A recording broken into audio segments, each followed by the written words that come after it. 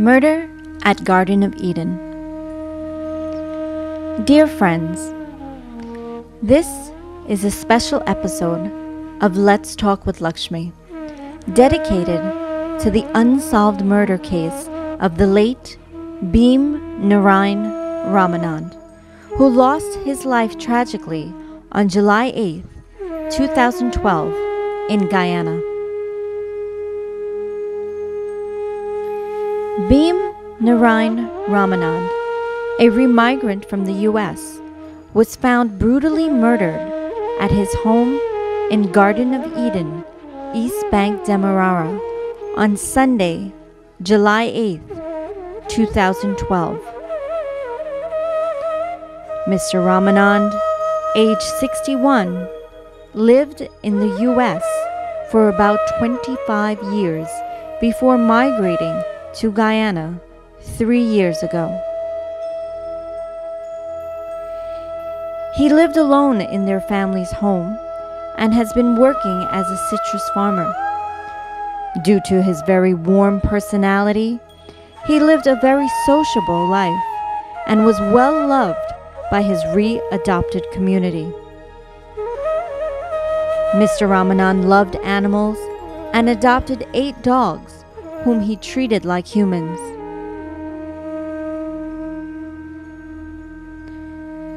The autopsy performed on the body of the late Bhim Narain Ramanand of Garden of Eden indicated that he died from perforation of the heart due to a stab wound to the chest.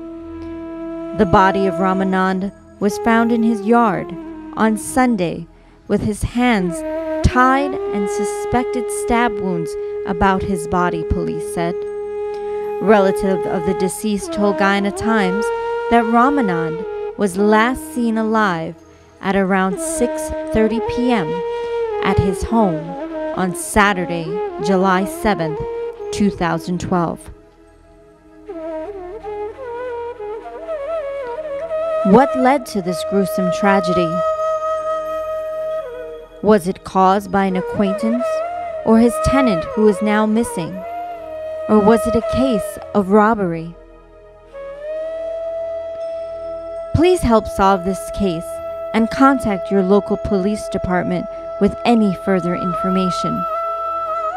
No arrests have been made thus far. Investigations are continuing. We need your help to help solve this case and ease the pains of the family.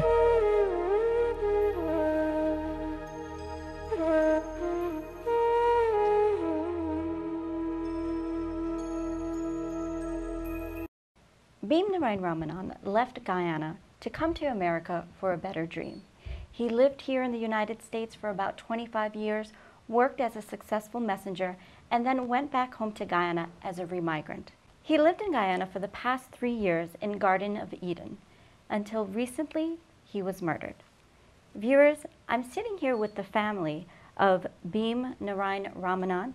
We have his dear brother, Narain Ramanand, and his sister-in-law, Rihanna Ramanand, and they're here to appeal to all of the audiences in Guyana if you have any information about his murder.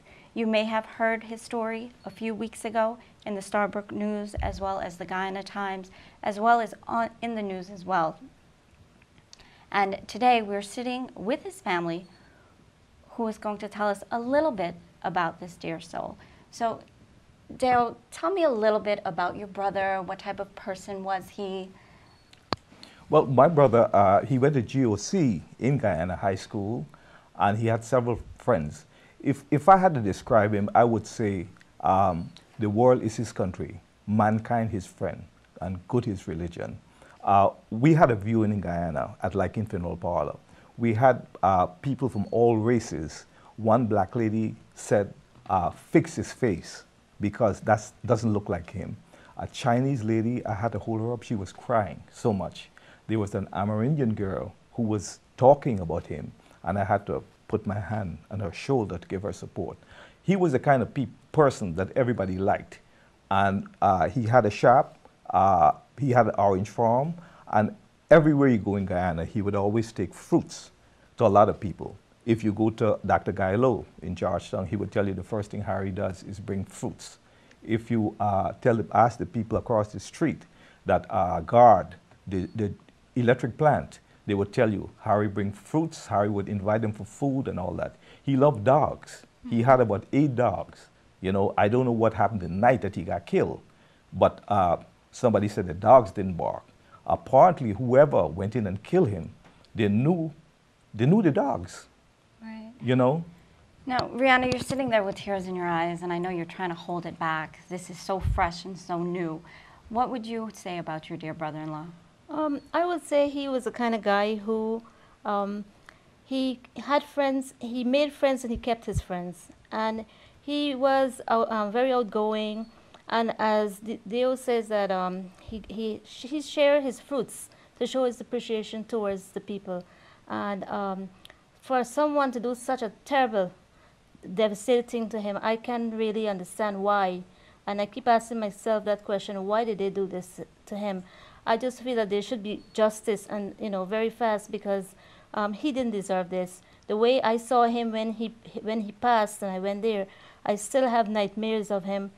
It's such pain in his face and heart. I just can't. Still don't understand. It's really a terrible thing to think that someone would just murder your brother. Why do you think this happened? Well, about 2 years ago, he had rented the place out to a tenant, and for 1 year, he didn't get no rent. So he had a court case with this guy, and he won. The court told the tenant that he had to pay him back rent, So there was a court case going on. So I think that's one of the suspects. Now, I know you went back home to go see your brother and go back home to see the house. Tell me, first of all, when you got the phone call, what did you hear happen that night? And then when you went back home, what did you see? Well, Brianna got a phone call from her father, and then she woke me up and said, "Sit down, I got something to tell you." And I thought her parents were old. I thought one of them passed. Right. But then she said Harry died. She didn't tell me Harry got murdered. Later on in the day, the conversation came up to other people that he got murdered. Then she told me the whole story. At that point, somebody had mentioned, check with Bergen Funeral Home, and then we get tickets to go to Guyana. And then on my way to the airport, a friend of mine called me and said the body is at Lichen. I asked for Garden because a friend of his, and he would help to make getting him back easy. Mm-hmm. So we talked to Garden, and he helped. And in Guyana, people just gave us a lot of support. Her father stepped in. They had wakes every night. Friends stepped in and took us to the parlor, the funeral parlor, took us to the police department, took us to Chalmers program to get as much help as possible, because we had to get his body out of Guyana for the weekend because we had another wake here. Now, I read in the newspaper that it said his hands were tied behind his head. Yes. And he was stabbed. Tell me a little bit about the details of the murder. Okay. I know it's very difficult. Yeah. But well, when I saw him, we went to the parlor, and he could not go to see him like that. So I went in and I looked at him, and his hands were tied behind his neck. It was above his neck, and they pulled take his body out of that box, and he was just lying there. I did not really see the stab wounds as per the post-mortem. They said he was stabbed 4 times, and he had a perforation to the heart, one of the arteries to the heart.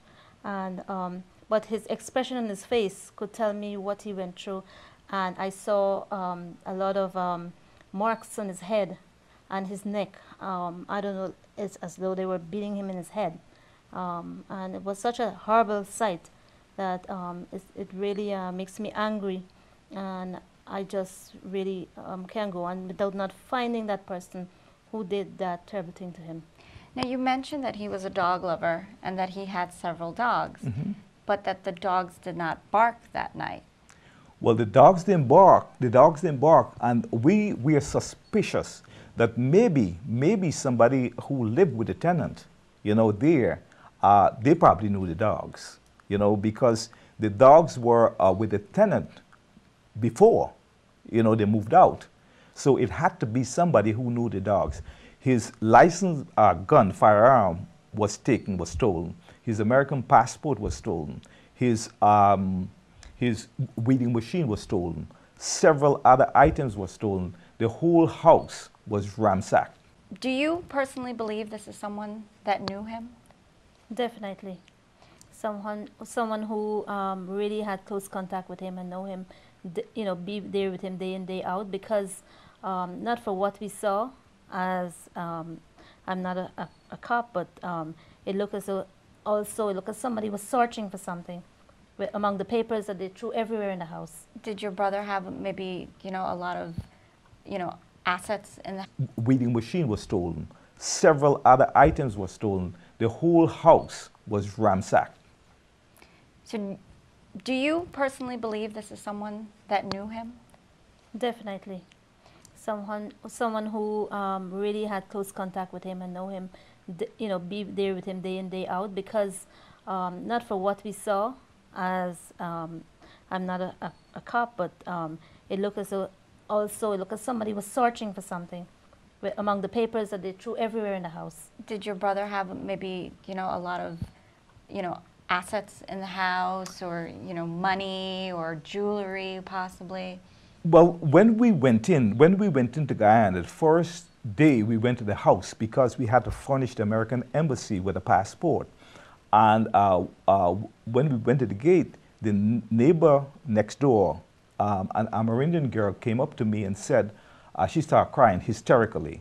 She said, Uncle Harry said to tell me that in the event of something happened to him, he had a bag of money, 1.5 approximately, in the bag at the bottom of the house. So I don't know if that had anything to do with it. Do you think he may have told, he told this to this young girl. Is it possible he told it to someone else? Well, he probably did, or she probably tell somebody else, and maybe people were looking for that money too, Right. So the police came out, they investigated. What does the Guyana Police Department have to say about your brother's case? As far as we're concerned, and as far as the papers, they're still looking for the tenant, who had rented the place. So the tenant is now a wanted person? As far as we know. Okay. We're appealing to the people of Guyana to help us solve this problem. We're appealing to the police, Crime Chief Silal, Commander Ramsey. We spoke to U.S. Congressman Meeks and Senator Sampson here, because my brother was an American citizen. We're looking at every possibility of anybody, who can help solve this problem. The sad thing about it was just a couple of months ago, I was in Trinidad Carnival, right. And I asked him to come and meet me in Trinidad, and he said he can't leave because his dogs, they need to be fed, And then and then in Trinidad, he has a lot of friends who knew him. Right. Myself and Rihanna flew to Guyana. She flew back, and then I spent a week with him in the house. So this is why, that I feel, like there's something in my system that I can't explain. There's that something wrong with this picture. yes. Now, the dogs, are they still alive? Are all the dogs intact? Or is anyone missing? Are any of the dogs dead? None of the dogs are dead, but one of them is trembling, which appears as though he was hit or something. Okay. Mm-hmm. So, Rihanna, what would you like to tell the audiences that are watching this? I would just please the people of Guyana or the neighbors and friends who, if you know of anything, anyone, suspect anything, if you could come forward to the police and let them know. Anything at all will help, because the feelings that we have, what we're going through, only I know the people that pass away would know, but it's terrible, it's sleepless nights, and we just really want justice. Now, Deo, you mentioned that your brother was an American citizen. Is the American government or police department doing anything for you? Well, we went into the American embassy, and they asked us to contact the police at Grove, and we felt that we're going to try with the police in Grove, with police in Brickdam. We went to Evelyn. We're trying every possible way with the police department to help solve this problem, you know. And we try and here too, you know, they possible. They had to seal the casket before it was shipped here. So they're helping in their own way, but they said they're going to monitor the situation. They cannot influence the police there, you know. So we're trying in our own way to appeal to the people there to help us. The American government there they can do but so much. The police department in Guyana, we're appealing for their help. We asked Congressman Meeks and Senator Sampson to step in because we vote for them. We're American citizens. Right. And they said, based on someone being a member of the community, they're going to try to see what they can do. If anyone's out there looking at this and happens to have any information about this family's brother, again, from Garden of Eden, I'm sure everybody's seen it in the newspapers, and they're seeing it now. We're flashing pictures of him on the screen as I'm talking here. If you've seen this man, if you have any information, whether it's on the tenant or anyone that may have been visiting him that day, please do contact the local police department. And Dale, who can they contact? Well, I spoke to Commander Ramsey at Brickdam. You know, I don't have his number, but he's following this case closely. You know, and as I said, I sent a certified letter to Minister Rohi, Home Affairs, and I sent one to Crime Chief Silal today. You know, so they can contact them. You know, and they're following this case very closely. Any last words to our viewers, Rihanna? Again, I just want to thank you guys for all the support that you given to us in Guyana, and you know, just keep an eye out there and just let us know, let the police chief know what's happening, if anything at all that you find, and thank you again. Again, if you have any information regarding this family's brother, please do contact the local police department.